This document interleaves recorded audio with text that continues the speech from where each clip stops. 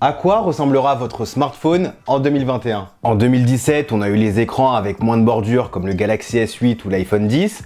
En 2018, on a eu l'arrivée des capteurs d'empreintes sous l'écran.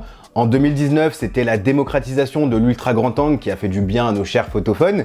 Et en ce début d'année 2020, on arrive sur une standardisation des écrans avec un affichage ultra fluide à 90 ou 120 Hz et la 5G. Du coup, on peut se demander quel sera le prochain grand argument des marques pour nous faire acheter un nouveau smartphone, non? C'est la question que je vous ai posée sur Instagram et parmi vos réponses, j'ai pris 3 nouveautés qui sont susceptibles d'arriver fin 2020, début 2021. Sans surprise, la réponse qui est ressortie le plus souvent, c'est la caméra qui se cache derrière l'écran. C'est vrai que c'est un fantasme qu'on a tous eu, avoir un écran sans coupure, sans encoche, sans trou dans l'écran et surtout sans compromis technologique comme une caméra pop-up. Soyez contents car c'est très probable que ça arrive dès l'année prochaine. Ça fait maintenant 1 an qu'on a pu voir pour la première fois des vidéos de prototypes de smartphones avec des caméras sous l'écran fonctionnel. C'est par exemple le cas de Xiaomi ou Oppo qui avaient fait le buzz l'an dernier en postant coup sur coup leurs vidéos. Et c'est vrai qu'on s'attendait à voir cette technologie arriver plus rapidement sur nos smartphones. Malheureusement, c'est toujours pas le cas et ça pour 2 raisons. La qualité des photos en elle-même et le fait qu'on puisse encore voir apparaître le capteur photo quand on affiche quelque chose de clair à l'écran. Alors, c'était il y a 1 an et je suis sûr qu'il y a plein de marques qui bossent dessus donc elles ont pu s'améliorer entre temps. Du coup, je pense pas que ce soit improbable qu'on puisse voir ça apparaître dès cette fin d'année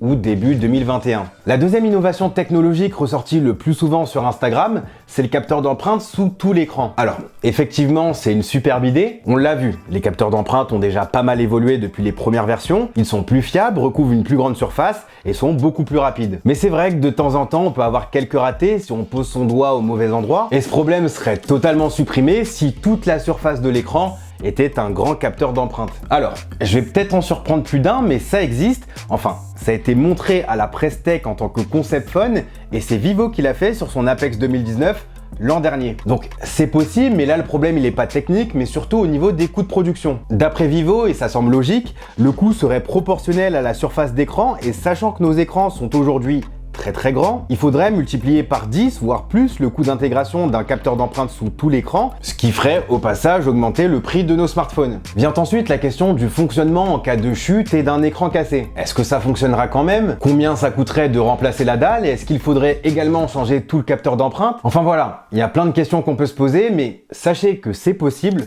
Le seul problème, c'est de savoir à quel prix. La dernière innovation qui est très souvent revenue, et pour le coup je m'y attendais pas du tout, c'est un smartphone sans bouton, sans haut-parleur, ni même de port de recharge. Alors, pour le coup, je sais pas du tout si on verra ça cette année ou même l'année prochaine, mais vous vous souvenez du Vivo Apex 2019 avec le capteur d'empreinte sous tout l'écran? Là aussi, c'est lui qui avait proposé ce concept de smartphone sans aucun trou, ni bouton. Le principe était plutôt simple.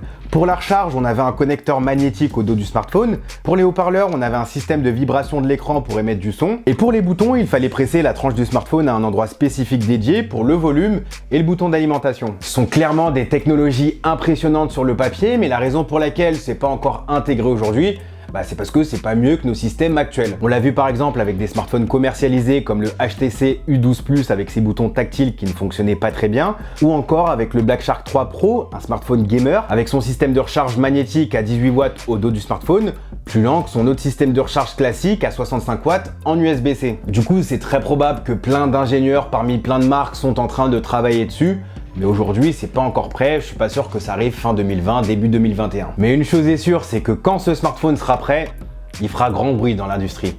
Donc voilà les 3 arguments marketing qui sont ressortis le plus souvent sur Instagram. Évidemment, si vous avez d'autres idées, n'hésitez pas à les mettre dans les commentaires. Dites-moi aussi si ce type de vidéo où on crée du contenu ensemble vous plaît. Quant à moi, je vous dis à la prochaine, prenez soin de vous. Peace.